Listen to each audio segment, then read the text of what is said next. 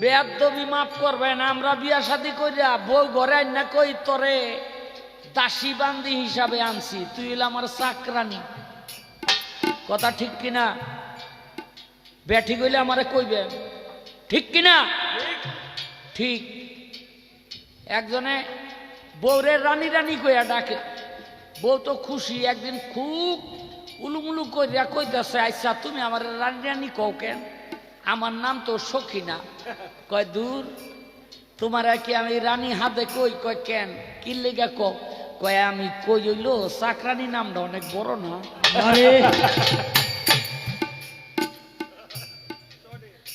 সডে রানী কই। আসলে যার যার ঘরের স্ত্রী সে কি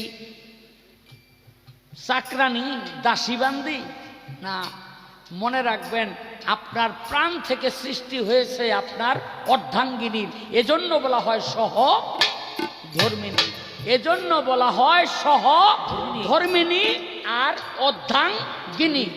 অর্ধাঙ্গিনী হওয়াটা সহজ, সহধর্মিনী হওয়া সহজ না। যদিও উনি আমার না, উনি হইল কাজল দহন সাহেবের। আমার আবার একটা অভ্যাস আছে, আমি পরের বউ তালাক দেই।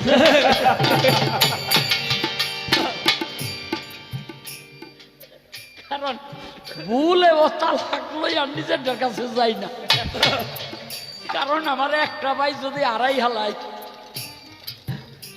আর জোগাড় করতে পারব না, এই জন্যই এলো ওখানে যাই না। এই জন্যই প্রশ্নটা করলাম। সনাতন ধর্মে এক দেবতা আছে, নাম তার নারদ। এই নারদ নারায়ণের কাছে গিয়ে বলে, প্রভু জগৎ সংসারে আমার ভক্তের কোনো অভাব নাই। গল্প শুনতে শুনতে নারায়ণ একদিন বলে, নারদ রে, তোর ভক্ত বাড়ি আমার একটু নিয়ে যাবি? একটা ভক্ত বাড়ি তোর দেখে আসি। নিয়ে গেছে। ভক্তের বাড়ির দরজার সামনে গিয়া ডাক আরম্ভ করছে। কে? নারদ। ভক্তের বউ দরজা খুললা, কয় উনি বাড়িতে নাই, 3 দিন পর আইব, আপনারা 3 দিন পরে আইয়েন।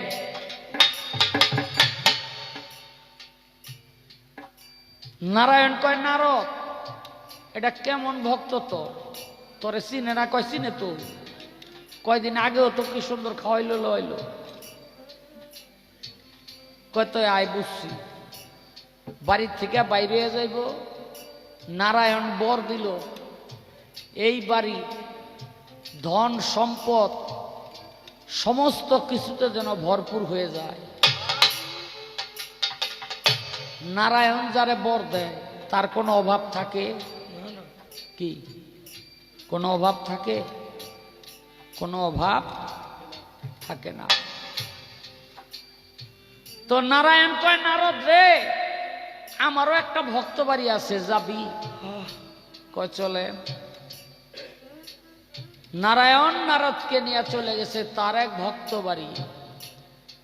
দরজার সামনে গিয়ে ডাক দিছে ভক্তের নাম ধরে। ভিতর থেকে ভক্তের স্ত্রী বলে, আপনারা কারা? বলে, আমি তোমার স্বামীর গুরু। হায় হায় রে, আমার স্বামী তো বাড়িতে নাই। তার প্রভু আমার বাড়িতে আসছে, যদি খালি মুখে চলে যায়, আমার স্বামী যদি আসে আমি জবাবটা দিব কি? এজন্য বাবা, সমাজে দেখবেন কারো কারো কাছে স্বামী হলো প্রভু, আর কারো কারো কাছে, কোন কোন নারীর কাছে স্বামী হলো আসামি।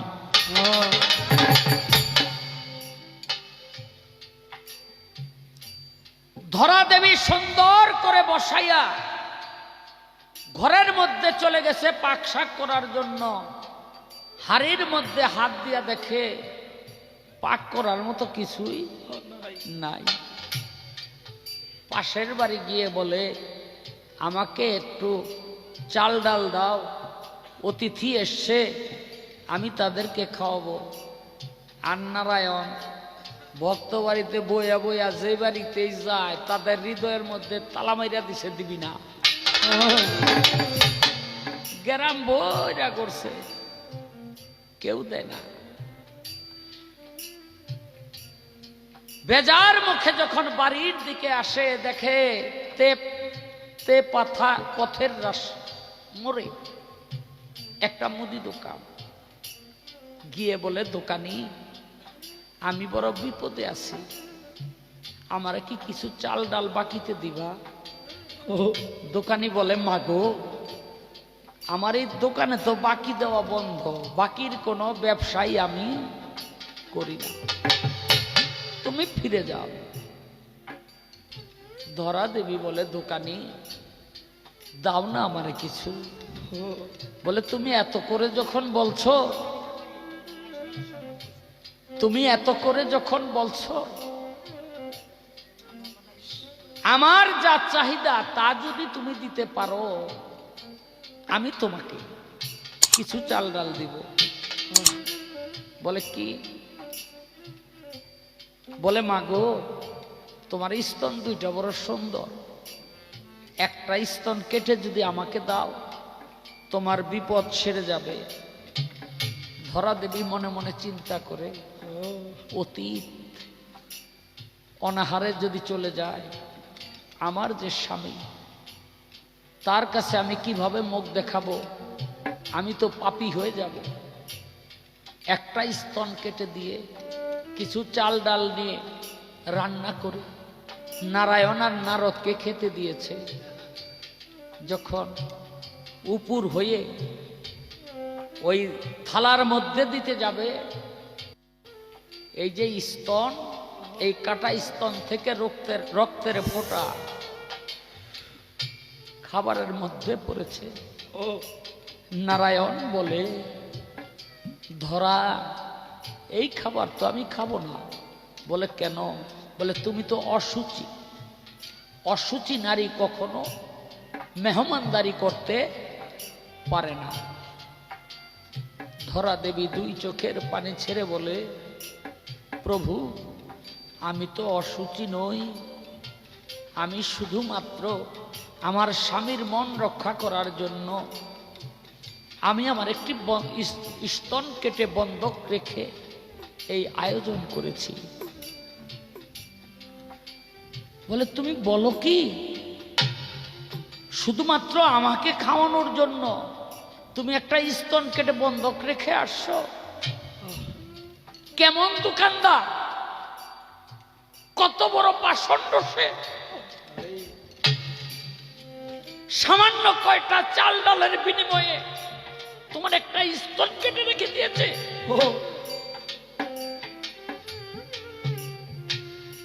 তুমি কি তারে চিনো? বলে, প্রভু, একটিবারও আমি তার চেহারার দিকে তাকাই নাই। বলে, আমি এখন তার কাছে তোমাকে নিয়ে যাব, তুমি তারে দেখলে চিনবে? বলে, আমার চেনার একটা উপায় আছে। বলে, কি? বলে, যতক্ষণ আমি তার সাথে কথা বলেছি ততক্ষণ আমি শুধু তার পাও দুটির দিকে তাকানো ছিলাম। নারায়ণ বলে, ধরা রে, সেই পাও দুইটা দেখলে তুই কি এখন চিনতে পারবি? বলে, হ্যাঁ। পাও দুইটা বাইর করে দিছে, কয়, এই পাও। ধরা ভক্তি দিয়া পড়ে গেছে নারায়ণের পায়ের মধ্যে। নারায়ণ বলে, ধরা রে, একটা বার যদি ওই দোকানের চেহারার দিকে তাকাতি, তাহলে দেখতে পাতিস যে সেই দোকানে ছিলাম আমি। তুই কি জানিস না ওখানে কোশ্চিন কালেও কোনো দোকান ছিল না?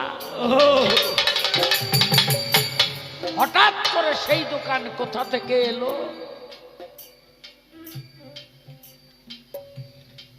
কুদরতের একটি পান্দানের মধ্যে সেই কাটা স্তন এনে নারায়ণ তাকে পূর্ণাঙ্গ রূপে সুস্থ করে দিলেন। ধরা দেবী ভক্তি দিয়ে নারায়ণকে বাড়ি থেকে বিদায় দিলেন। বাড়ির উঠোনের সামনে দাঁড়িয়ে নারায়ণ বলে, ধরাকে তোমরা কি করে চলাফেরা করো? বলে, প্রভু ওই যে পাশের বাড়ি উনি অনেক ধনী, ওনার থেকে একটা গাভী আনছি, এই গাভীটা দুধ দেয়, এই দুধ বাজারে বিক্রি করি, ওই দুধটুকু দিয়ে আমরা সংসার জীবন যাপন করি। এই বাছুরটা বাচ্চাটা বড় হইলে আমরা রেখে দিব, আর গাভীটা তার জাতটা তারে ফেরত দিব। নারায়ণ বলে, গাভী আর গাভীর বাচ্চা এখনই যেন মারা যায়। নারায়ণ যদি বলে মারা যাক, আর কি বেঁচে থাকার উপায় আছে? মারা গেছে। নারদ কয়, প্রভু যেই বাড়িতে আমাদের ঢুকতেই দিল না, আমার ভক্ত বাড়ি, আপনি বললেন ধন সম্পদে বৃদ্ধি পাক, বৃদ্ধি পেয়ে গেল, আর আপনার ভক্ত যে নাকি স্তন কেটে বন্ধক রেখে অতিথিকে মেহমানদারি করে, তার একটা মাত্রই গাভী, তাও আবার পাশের বাড়ি থেকে এনে লালন পালন করে, তাকেও আপনি মেরে ফেললেন। আপনি কেমন গুরু? নারায়ণ কয়, নারদ রে, যে করে আমার আশ, আমি করি তার সর্বনাশ। তারপরেও যে করে আমার আশ, আমি হই তার দাসের দাস। ওর ভিতরে আমার প্রতি যেই মায়া, তার থেকে কিছুটা মায়া দিয়ে ওই গরু আর বাছুরটাকে লালন পালন করে আমি তো হিংসায় জ্বলে পুড়ে পড়ি। ওরে নারদ, আমি হিংসায় জ্বলে পুড়ে পড়ি রে। যে গরু আর বাছুরটাকে যেটুকু মায়া দেয়, ওই মায়াটুকু আমার লাগবো। এই জন্য আমি সংসার মোহ মায়া সব শেষ করে দিলাম। এখন থেকে ও শুধু আমাকেই ভাববে।